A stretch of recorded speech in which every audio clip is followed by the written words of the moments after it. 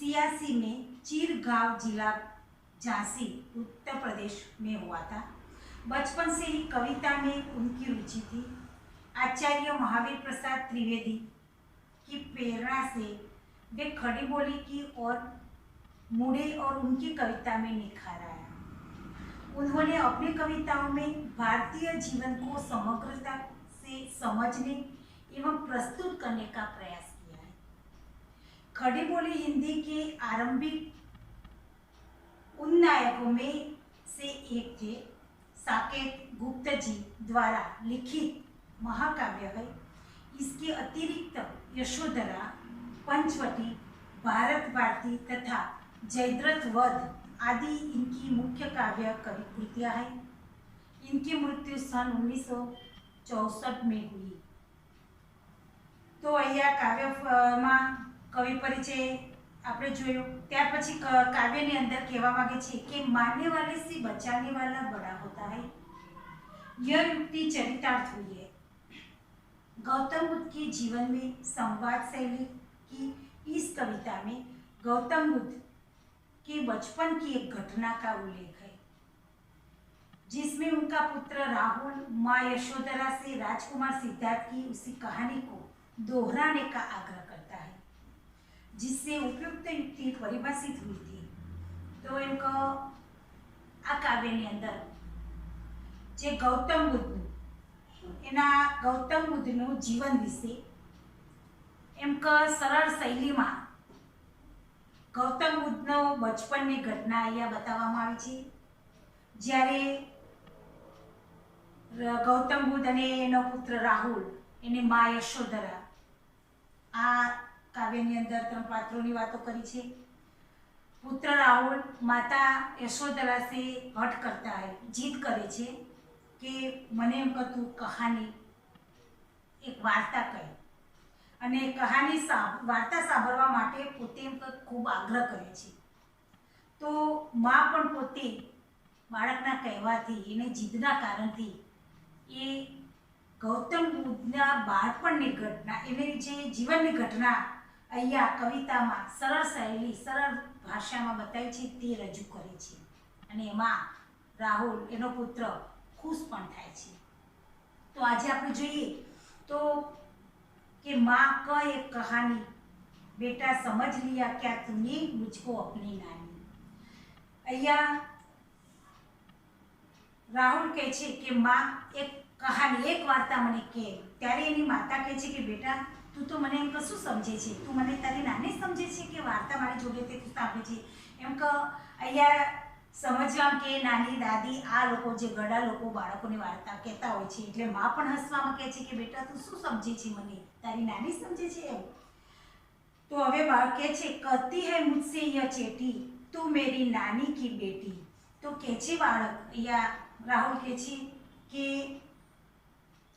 मने एम के चेटी चेटी एटले के दासी कहती हती कि तू मारी नानीनी बेटी छे, मारी नानीनी दीकरी छे।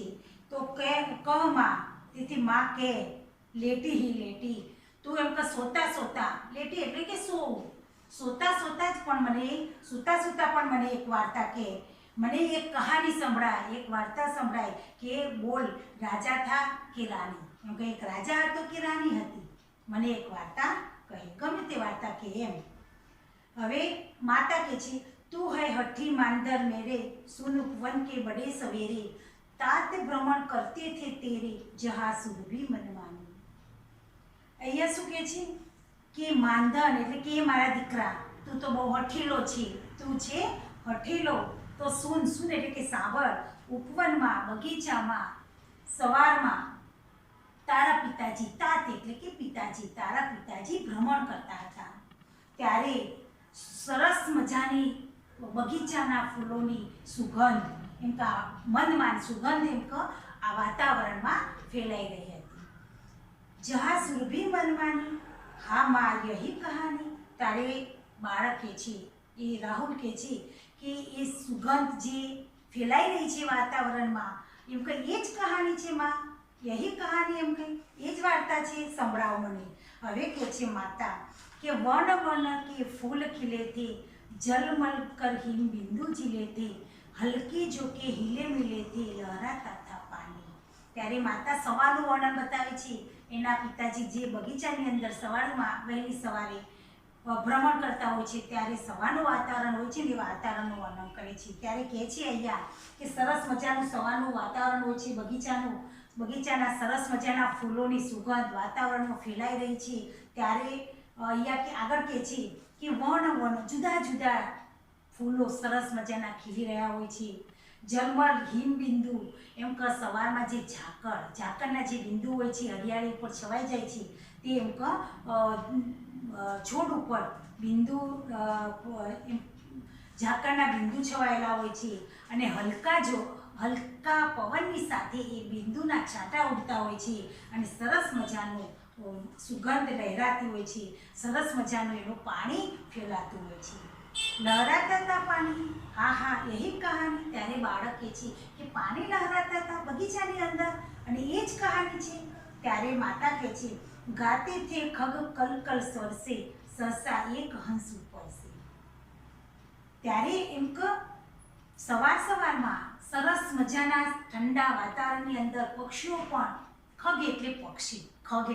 પક્ષીઓ પણ પોતાના સરસ મજાના કલર અવાજમાં મીઠા અવાજમાં ગાતા હોય છે। એકાએક હંસ ઉપરથી નીચે પડે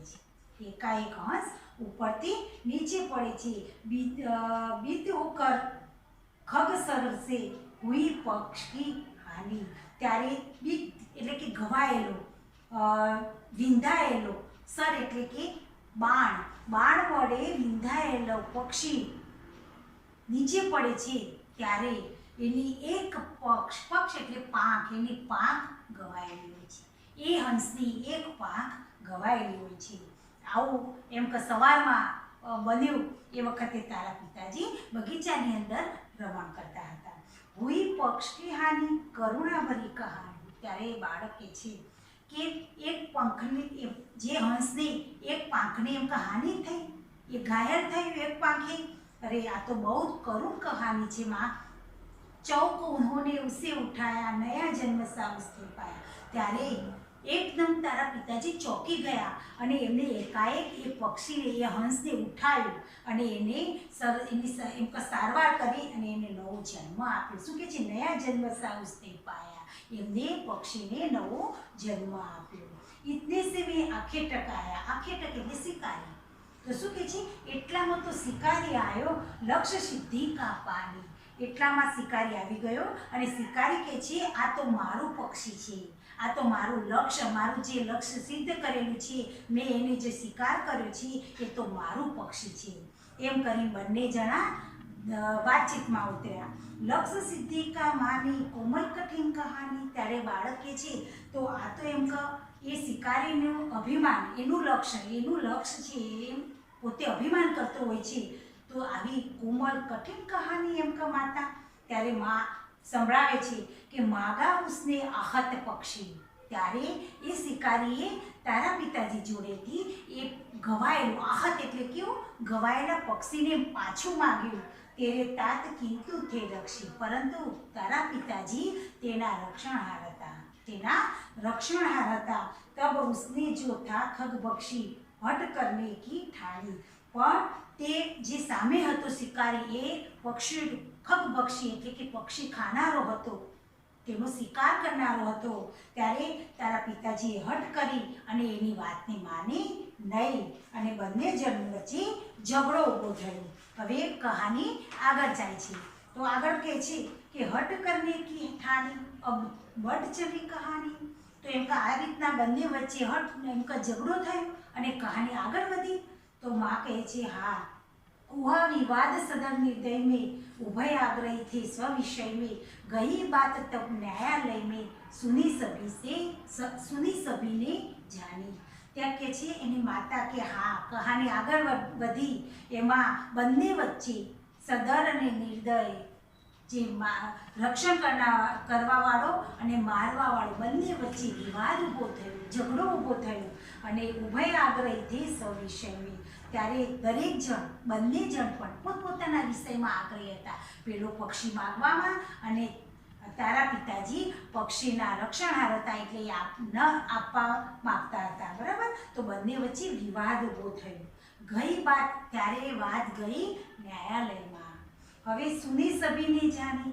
જ્યારે ન્યાયાલયમાં વાત જઈ, આ ઝઘડો જ્યારે ન્યાયાલયમાં ગયો ત્યારે બધી બધા લોકોએ આ વાતને જાણી અને સમજી. સુની સભીને જાણી વ્યાપક હુઈ કહાની. તો ત્યારે બાળક કે છે તો બધાએ સાંભળી અને સમજી કહાની. તો આ તો બહુ વ્યાપક એમ કે બહુ મોટી કહાની બની ગઈ. ત્યારે માતા કહે છે રાહુલ તું નિર્ણય કર इसका, ન્યાય પક્ષ લેતા હૈ કિસકા. ત્યારે માતા પોતાના બાળકને પૂછે છે કે રાહુલ તું જ નિર્ણય કર કે ન્યાય જે ન્યાયાલયમાં ન્યાય કોના પક્ષમાં થશે એમ કર, પક્ષ કોનો આપશે એમ.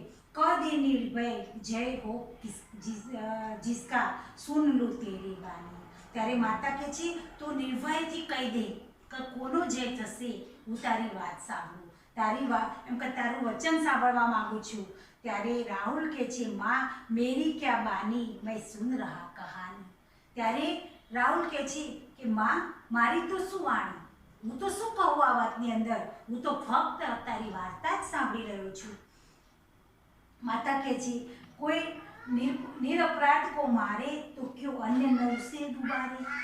કહે છે કે કોઈ નિર્દોષ માણસને મારે તો બીજો કોઈ એમ કે એને ન બચાવે. આ વાત હતી કે કોઈ નિર્દોષને મારતો હોય તો બીજા લોકો એને બચાવતા હોય છે. તો રક્ષક પર ભક્ષક હો વારે ન્યાય દયા કા દાની. ત્યારે રક્ષક એટલે કે જે રક્ષણ બચાવવા વાળો એ મારવાવાળા કરતાં મહાન બને છે. તો ન્યાય દયા કા દાની. ત્યારે ન્યાય કોને બચાવ પક્ષે ન્યાય મળતો હોય છે, ન્યાય રક્ષણહારને મળતો હોય છે. તો ન્યાય દયા કા દાની, ન્યાય એમ કે દયા ઉપર મળે છે. તો તુને સુની કહાની. તો અરે માતા કહે છે તો તે બરાબર કહાની સાંભળી છે બેટા, આજે તું કહાનીમાં બરાબર સમજે છે. આ રીતનાની સરસ મજાનું સવારનું વર્ણન બતાવ્યું છે આ કવિતાની અંદર. હવે વિદ્યાર્થી મિત્રો, આપણે દરેક વિદ્યાર્થી પોતાની નોટની અંદર શબ્દાર્થો, અભ્યાસના પ્રશ્નોમાં પહેલો જે પ્રશ્ન છે એના 5 પ્રશ્નોના જવાબો. બીજા પ્રશ્નમાં વચન બદલવાનું, આપણે આગળ પણ વચન પરિવર્તન વિશે સમજાવેલું છે. તો એના આધારે વચન પરિવર્તન જે રેખાંકિત શબ્દો એટલે કે લીટી કરેલા શબ્દોનું વચન પરિવર્તન કરી વાક્ય ફરીથી લખવાના છે. ત્યાર પછી સ્વાધ્યાયમાં પ્રશ્ન 1 છે, અહીંયા જે કવિતાનો સંવાદ આપ્યો છે એ કવિતાના 2 સંવાદો છે, 2 સંવાદો વિશે ભાવાર્થ સમજાવવાનો છે, બરાબર. પ્રશ્ન 2 જે સ્વાધ્યાયનો બીજો છે એમાં એ કવિતાની 2 લીટી આપી છે અને અધૂરી કવિતા પૂર્ણ કરવાની છે. ત્યાર પછીનો પ્રશ્ન 3 કહાની લખવાની છે બીરબલ ઉપરની. ત્યાર પ્રશ્ન 4 તમે અગર पाठशाला के सामने दुर्घटना हुई तो आप क्या करेंगे, कोई घटना बनी गई तो એના આધારે તમે શું કરી શકો એના વિશે લખવાનું છે. બસ 4 સ્વાધ્યાયના પ્રશ્ન 4 સુધી લેસન કરવાનું છે. તો દરેક વિદ્યાર્થીએ લેસનની અંદર શબ્દાર્થ, સ્વાધ્યાય અને અભ્યાસના પ્રશ્નો